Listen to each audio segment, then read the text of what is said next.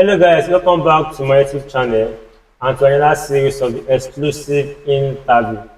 For today's video, I will be your host and we have someone of high caliber who will join us today for this exclusive interview.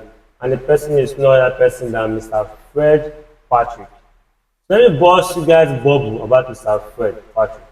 He's a man who is passionate, who is kind, and who has committed himself in making sure that students pass their exam with ease.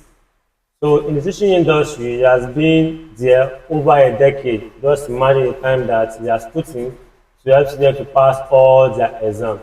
And also, he is the sole founder of a great learning academy known as Overtaker Tutorial Center.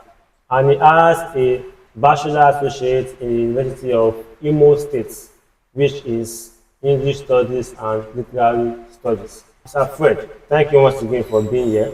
Yeah, thank you. Is there anything that I omitted out while introducing you to my audience? Nothing actually, nothing really, but there's always a place to get to know one more.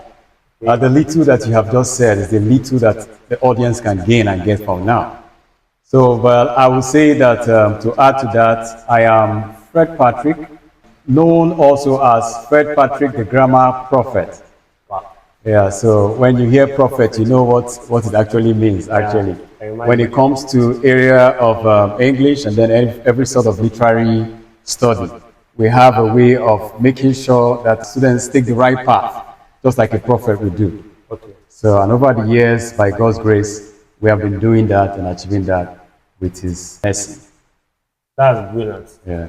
So today I have some questions that I'm very certain will be of great beneficiary to my audience. So since you are a prophet when it comes to English and literature in English, so for today exclusive interview, our topic is going to be secret to passing English in one sitting.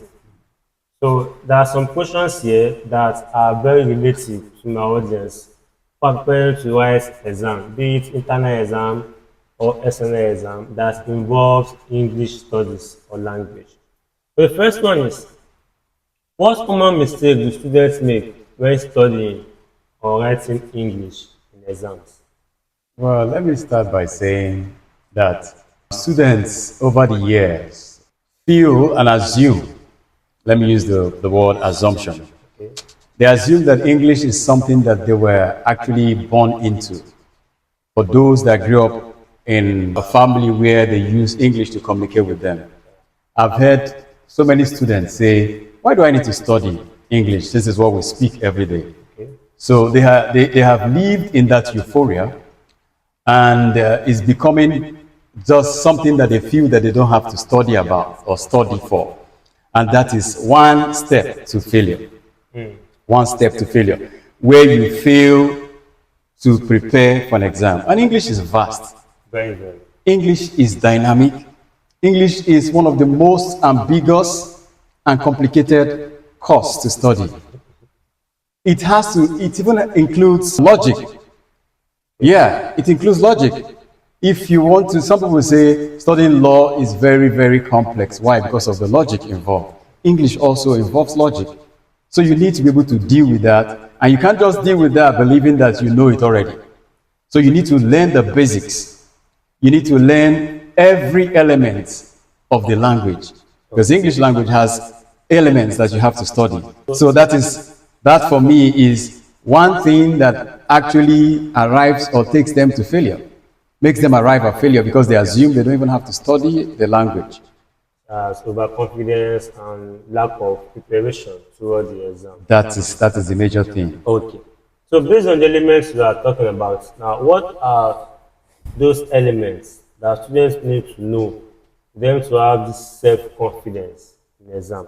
Now, not overconfidence. Yeah. But I feel if students really know what they are doing, it's going to boost their morale, going to give them confidence, and they are going to write the exam without having any problem with the examination. So what are those elements they need to know for them to be able to pass all the related exams when it comes to English? All right. Like I mentioned, the basics. Every language has words. Okay? with which to express it. Now, when it comes to English, every child learning English must learn those words and learn the functions of those words. Okay. So that you know that when you make a sentence, this is what I'm using this word for. Imagine you have to use why I said English is ambiguous. Imagine you have a word like illicit and illicit.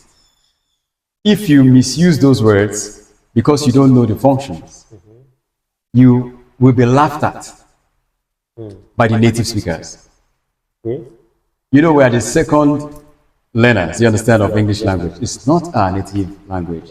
So if you have to learn English, you must learn these elements. So that you ask back to your question again, what are those elements? Now the elements are these words that we can break down into their functions. Once you start learning English, that's the basic thing. You have to know whether a word is functioning as a noun, as a verb, as an adjective, as a preposition, whether you are using it as a conjunction, and then know if it's a conjunction, what type of conjunction you are supposed to use. Okay? Because now there are other conjunctions like adverbial conjunctions. People don't even know that. You understand? They don't even know when to add. They are linking words.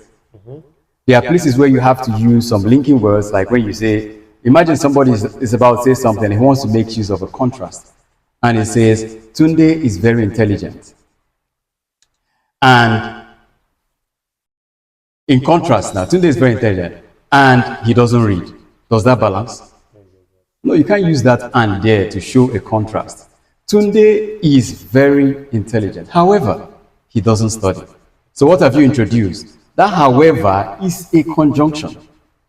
It's an adverbial conjunction that links those two clauses together. So you must know when to, what function of word to use when you are expressing yourself. Like I mentioned earlier.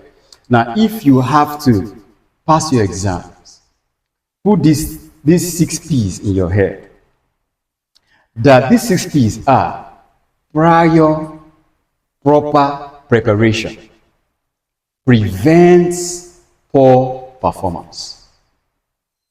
Well, proper preparation prevents poor performance. Okay. So the preparation is back to what I told you earlier.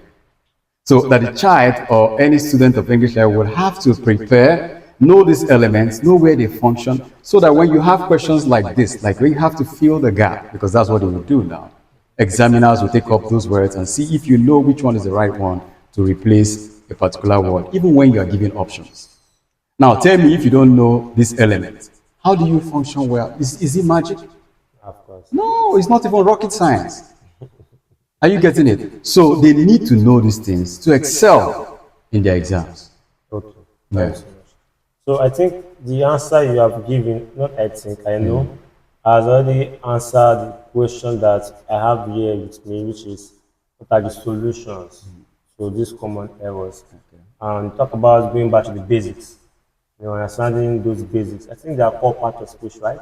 Yeah, but they are very, very broad. Yes. Not just like you were taught, what's the noun? No, very broad. Now, in depth. So yes. All this part of speech. Exactly. So you can know how to speak, you can know how to write, you can also knowing the right word to use at the right time. Exactly. To get to answer. That's very, very important.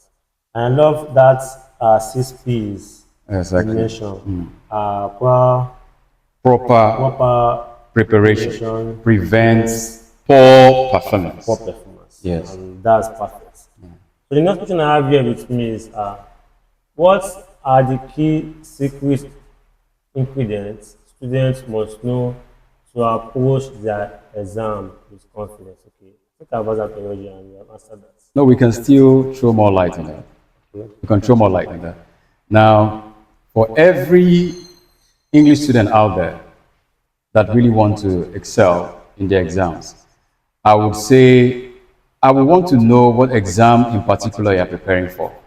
If you're preparing for WAEC, there are things you have to do, different from what the JAMB student would have to do. Okay. So let me break it down to what the WAEC student should get themselves prepared for.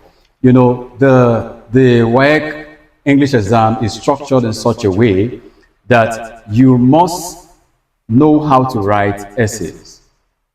You must also know how to write letters as well.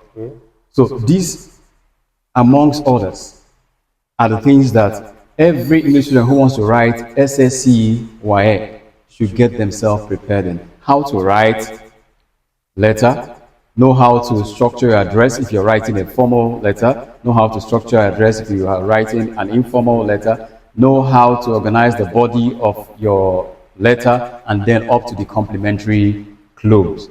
These are the things, one of the key areas to study, and then also you move on to your reading comprehension aspect. That part is actually very, very vast, in the sense that, one, you need comprehension. And to get comprehension, what you need is 100% focus. Children and students of these days don't know how to give 100% focus. So their mind is neither here nor there. So when you cannot give 100% focus, how do you want to understand the set passage? So the first test is to have that, to be able to focus without distraction.